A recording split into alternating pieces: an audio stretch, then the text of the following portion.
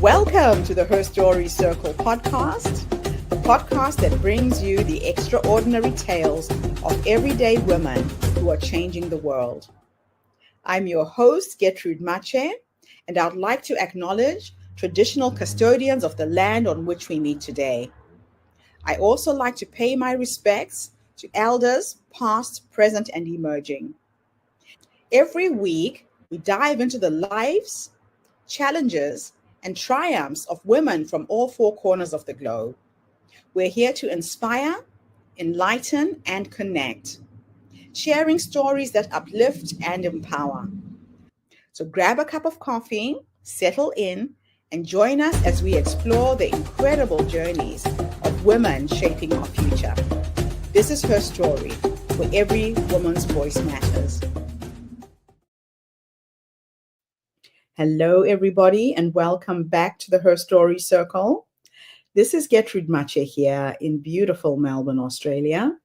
And today I am graced with the presence of yet another fascinating woman. Welcome, welcome, welcome to our tribe.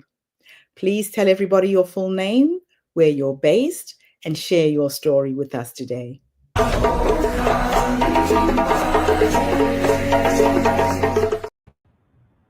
Hi, my name is Nicole Mason. I reside in Washington, D.C. in the United States. I am a single mother by choice to now 15-and-a-half-year-old twins. And my work centers around building women's power and influence. And I've been doing women's work or this kind of work for 25 years now. I was born and raised in Los Angeles, California by a single mother and experienced hardship, episodic homelessness, and a lot of different things. And it wasn't until I left for college that I learned that there was language for my early experiences, and really that very early experience allowed me to chart the path that I'm on now and find my life's calling and do the work that I do. I am the first in my family to graduate from high school to college and also to obtain a doctoral degree. And what I learned along my way is that, and the reason behind my life's work or the work that I do is that I know and understand firsthand that it's not the people who are broken or the people who don't want or don't dream big enough. It is the institutions and the structures and the other things in society that prevent them and prevent all of us in some cases from reaching our full potential. And so, I feel like I've been very, very fortunate to be able to do this work for as long as I have. Well, thank you so much for coming online and sharing your story with us today. It's really quite fascinating to see what you've managed to create from such limited resources. Now, you made history leading WPR. What was that moment like? And can you tell us a little bit more about that? So I feel like leading the Institute for Women's Policy Research, which is a economic think tank focused on women's economic security and well-being. At the time when I stepped into that role, I was the youngest woman to lead a think tank in Washington, D.C., but also one of the first African-American women to do so. And I feel like that experience, leading that think tank at that time, was the culmination of all of my years of experience and all of my years hard work. And I started at IWPR in 2019, and about 6 months into the role, we went into the pandemic. And that was a really tough time for everyone. And economists across the globe were trying to figure out how to define the moment, what we were seeing, the economic downturn, the losses. And they were having a hard time doing it. And because of my training and because of my background, I kept thinking that this pandemic, this recession, this downturn was impacting women, women Mm. of color specifically, in ways that were different from men. And I was being interviewed by the New York Times, I remember, and I said, why don't we just call this a she session? Because for me, that was a way of understanding what was happening, but also placing women at the center. And that is how, in the United States and perhaps in other countries, we have come to understood that economic moment that we were experiencing. And that's, the president at the time, the vice president, that is how they helped, that how they also framed the economic downturn during the pandemic. Mm. Yeah, it had a tremendous impact on women, especially. So tell us about your memoir, Born Bright. What inspired you to tell your story? Well, I felt very fortunate to be able to write Born Bright. As you know, many people, we all have stories to tell, and but we don't get the chance to do it, and we also don't get the chance to do it in such a big way. And so I took that role and that opportunity very seriously, and I wanted to explain why it is that despite promise, despite intelligence, despite wanting it and dreaming really big, why it is that some people do and other people don't make it to the other side of the tracks. I wanted to tell this story because it was not only my experience, but the experiences of my family that I wanted to highlight, and the communities that I love and belong to. So I really wanted to tell a different story about poverty, about social inequality and hardship, and do it in a way that other people, everyone could relate to and connect to and see the humanness and humanity of people's lives and people's day-to-day experiences. Wow. So, what's the mission behind Future Forward Women, and why now at this particular moment in time? Well, we globally, but here in the United States, we are experiencing a lot of uncertainty, regression, a lot of contentiousness in terms of politics, and there's just um, not a lot of unity and listening and to to both sides. And so one of the things that's also been true for women is that our progress has been slipping with the fall of Roe versus Wade, which undid the constitutional right for bodily autonomy for most women, was a really big turning point for us. And our rights are continue to be under threat. But one of the things that became very clear to me was that when it comes to women, whether it's around reproductive rights, whether it's around universal child care, paid sick and family leave, we don't have all those things in the United States, in part because women, we do not have enough power. So Mm. we can say we want these fair policies, more equity, pay, equal pay for equal work, but we are not in positions of power to make that happen. And so when I was thinking about why it is that we don't have power and why it is we're not winning, it was quite simple. We need more power in order to win big for women and families. Yeah. Yeah, we've been watching, like I was saying before we started recording, in horror at what is happening in the US, because the impact is global. It's affecting countries all over the world, and women's rights, it's like we've gone back 200 years with what is going on there now. So, how has being a single mother by choice shaped your work and your voice? Well, so my mother was a single mother, and I'm a single mother by choice. And so, what I understand and know to be true is that my experience raising my children is very different. my mother's experience raising me and my brother. And that is in part due because of my, levels of educational attainment and resources that I have available to me. And so what that tells me is that it's not about whether or not you love your children or what you desire for your children. Resources make a difference. Yeah. And in the United States, we no longer have a viable social safety net. And so, and there are threats to the basic resources and educational opportunities for young people, but also preventing them from, even accessing educational opportunities. So when I think about my experience mothering, I feel like I've been very fortunate. I feel like my children are very fortunate. They're going to graduate from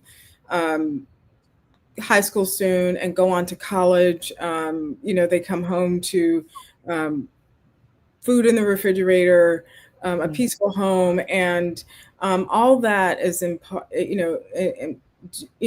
due to my hard work over time, but Yeah. also it tells us something else about what is possible if we have the political will to provide the basic necessities for all children and all Yeah. families. Uh, so, Wow. Yeah. So, what do you mean by disruption by design? This is a phrase that I know you use a lot. well, many of these systems um, that are present in all of our societies Mm. are meant or should at this point be disrupted because they're only working for a small group of us. Yeah. So, and really a small group of us at the top. And so for most of us, these systems, these institutions, the way things are set up, are not working for us, and that's by design. And so when I think about radical imagination and thinking about if we're going to build a society that is more equitable, where everyone has their basic needs met, everyone feels cared for, what that means to me is that we're going to have to disrupt these systems. We're going to have to take them apart and build something new. And that takes a lot of courage. That takes us saying what we've been doing for so long isn't working. Yes. It also takes radical imagination to perhaps imagine something that we've never seen before. Mm. And I think that's the work that I have to do in this moment, and I think the work that we all have to do. Yeah, there's a lot done there. So, why do you believe visibility is a feminist strategy? Well, because if you're invisible, if people don't see you, they will think you don't exist, or that you're not invested in what happens to you, what happens to your community. When you stop showing up or when you don't show up, people assume that you do not care. And they will act as if you don't care. They will legislate, they will make policies in their own interest that excludes you and the things that you care about. And we see that happening right now. We've seen that happening right now. The election is the result of what happens when people don't show up Mm. and are not visible.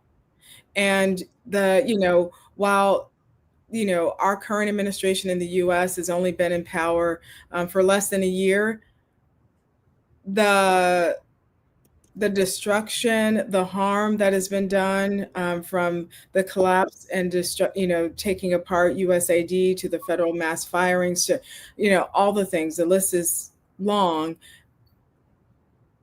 That will take hundreds of years, 50, a very long time to rebuild, if at all. So visibility is really a critical part of this.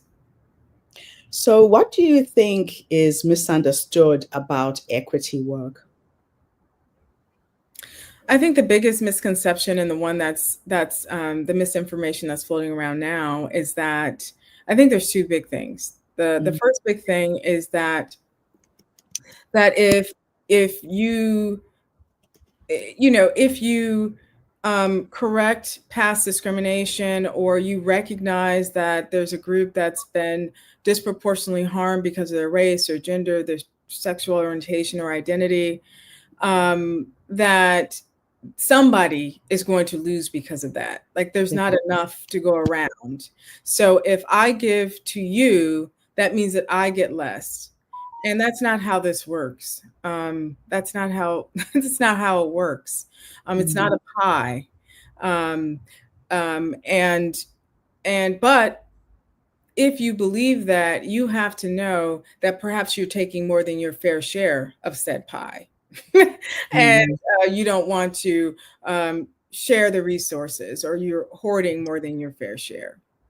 The second thing I would say that I strongly believe is that this idea that people of color, Black people, Latino people, Indigenous people, LGBTQ people, women, that whatever we're asking for, whether it's equal pay for equal work, is that it's unearned. And then we're asking for something, we're asking for more than we're entitled to. And somehow we are undeserving, or we didn't earn it. And again, that is just misinformation in order to prevent us from achieving equity, and from groups and individuals being able to thrive and access opportunity. So, but again, when you look at who's pushing these narratives, who are anti-equity, then it becomes clear as to why, why these things, why this is happening. Yeah. That's bottom line. That is so, so true. So, what does it mean to be a perfect 10 in a world that expects women to be everything?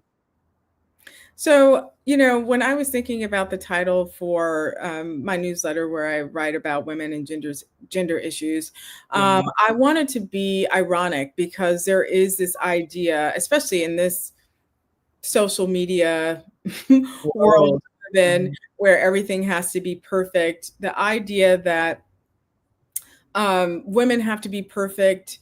We have to do everything right, from mothering, in our careers, in relationships. And so I wanted to turn that idea, the perfect 10, on its head, and use it for good, and talk about the issues that are impacting, women, from, childcare to, equal pay, to, all the issues that we care about. So it was just a little tongue in cheek, but, and also sending the message that we all are perfect 10s, so I thought it was just a little it was something fun to do. I love that. So, what advice would you give to younger women who want to lead but feel underqualified? Well, I think that Michelle Obama said this before, and I believe this too. When you get in the rooms, and I've been in the rooms where you believe, that decisions are being made, or where the powerful people are, or the smartest people are, you realize, you get in that room and you realize they're just not that smart. So, so my advice would be to just get in the room, keep going, work hard, and do what you do best, and what you know that nobody else can bring to a room, to a table, to a job.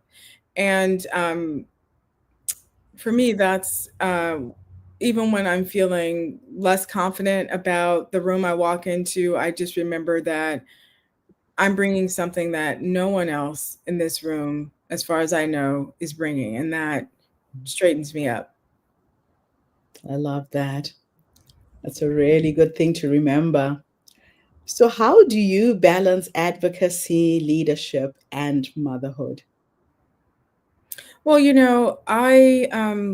I really love both. I love being a mom and I love my work, and my children know that I love my work, and so um, you know, I really work hard to integrate the two. So when my children were younger, they traveled with me a lot for work. Right.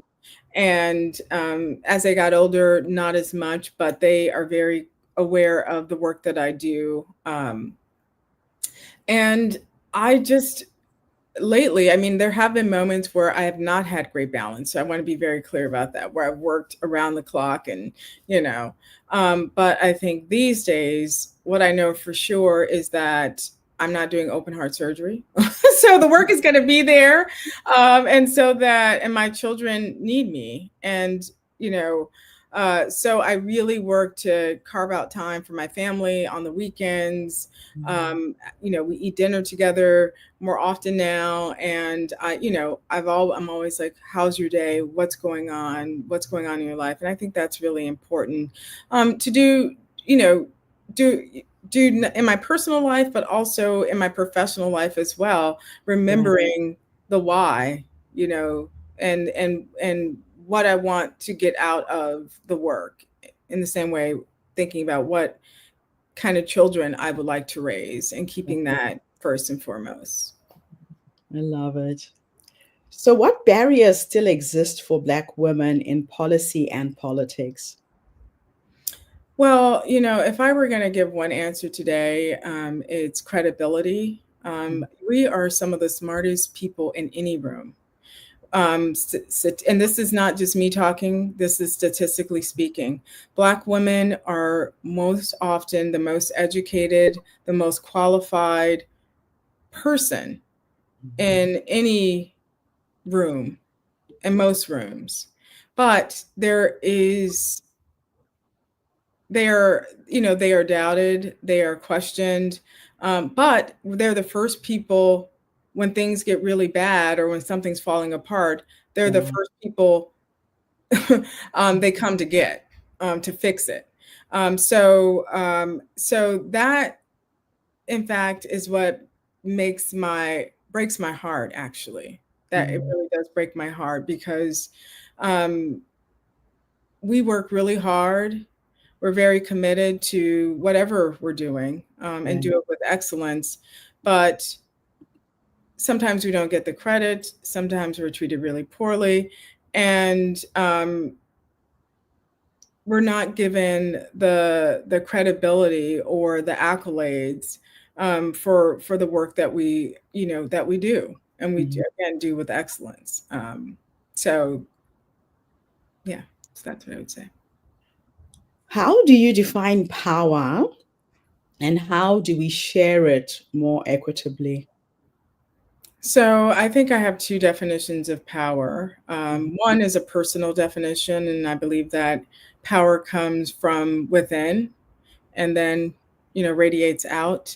Yeah. So that's why it's possible for you can experience a person who, what people would say, would have quiet power Yes. and confidence, and I think that's the best kind of power, as opposed to a power like exercised by Donald Trump, which is very brute, coercive Yeah. power.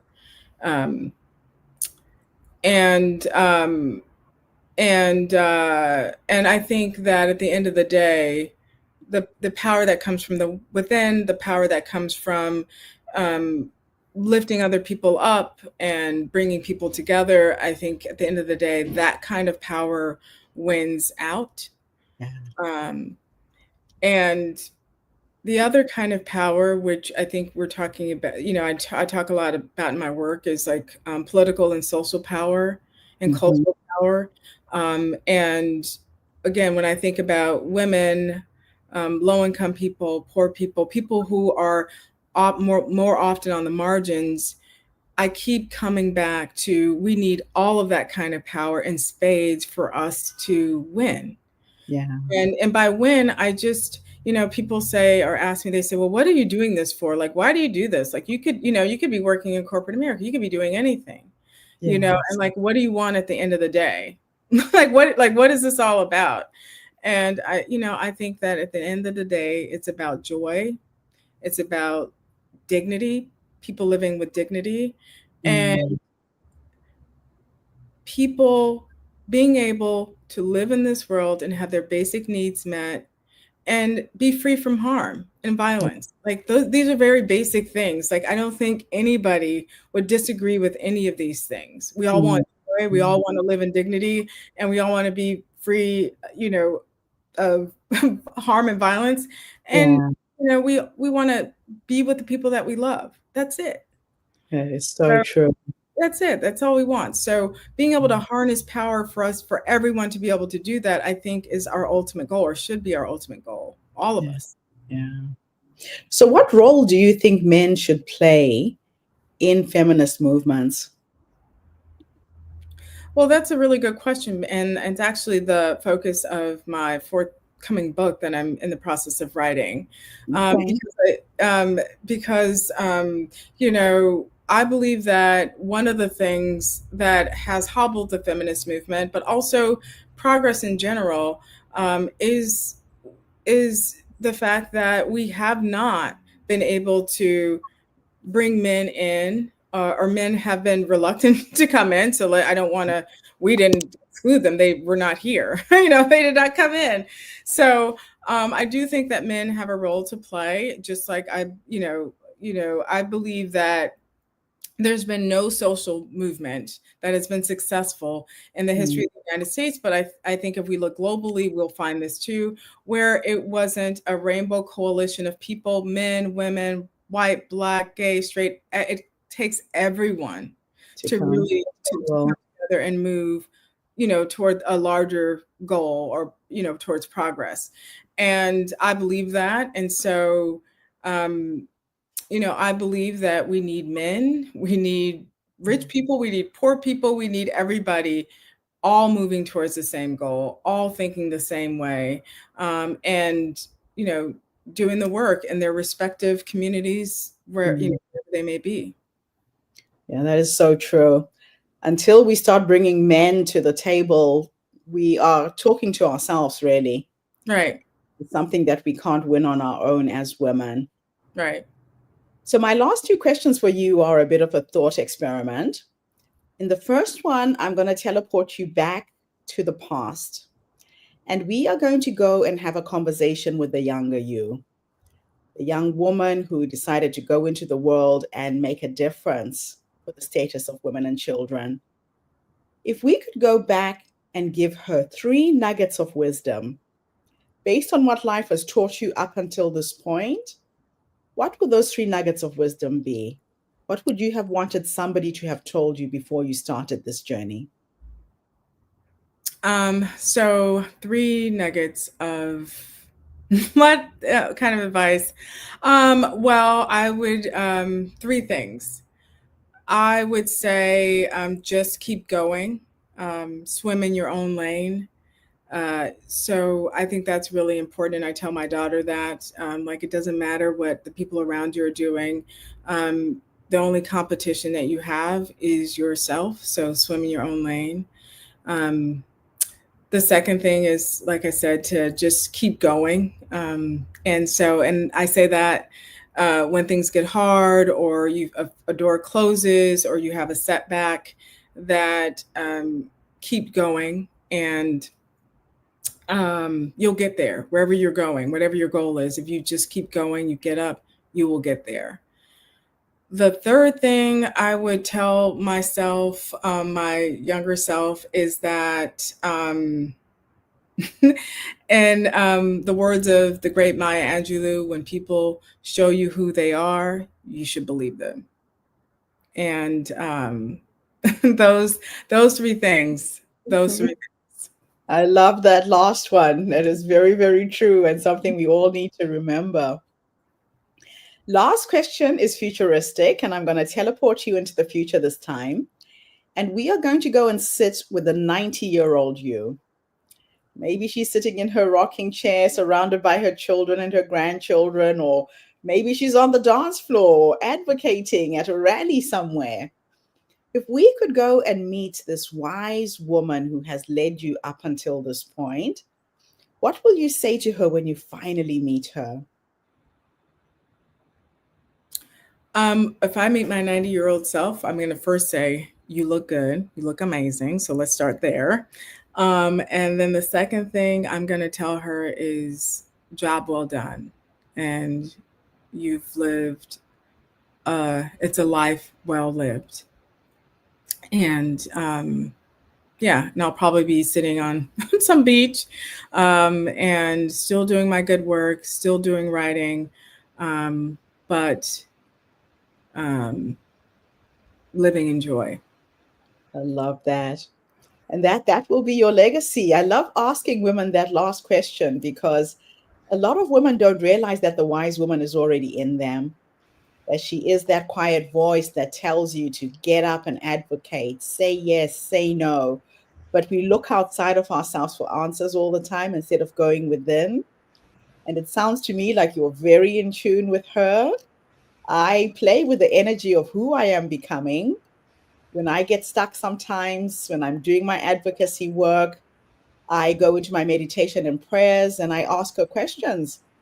I go to sleep with a simple question. So, what is the next step?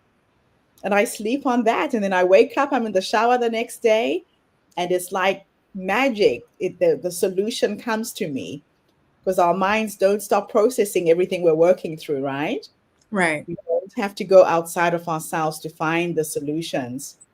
So thank you for being an example of how to live with who you truly are. I can see you're very much in tune with your purpose in life. And it's been an absolute pleasure sharing you with our community today. Thank you. Thank you so much. Thank you so much for having me. I really appreciate it. Pleasure. And thank you to everybody who tuned in. The Her Story Circle is not just a podcast. We're a social impact movement that brings you the stories and voices of women from all over the world. We share our stories to uplift you, to inspire you, to energize you, but most importantly, to take you from where you are now to where you're trying to go. So if you are a woman with a cause, a woman who feels she needs to advocate for something, you've got a mentor now. Go onto her website, learn from those who've gone before you. Don't try and reinvent the wheel. I'll be back again tomorrow, everybody, with yet another amazing guest.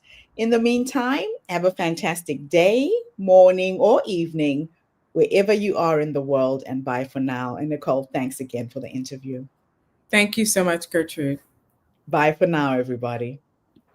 Thank you for tuning into the Her Story Circle podcast.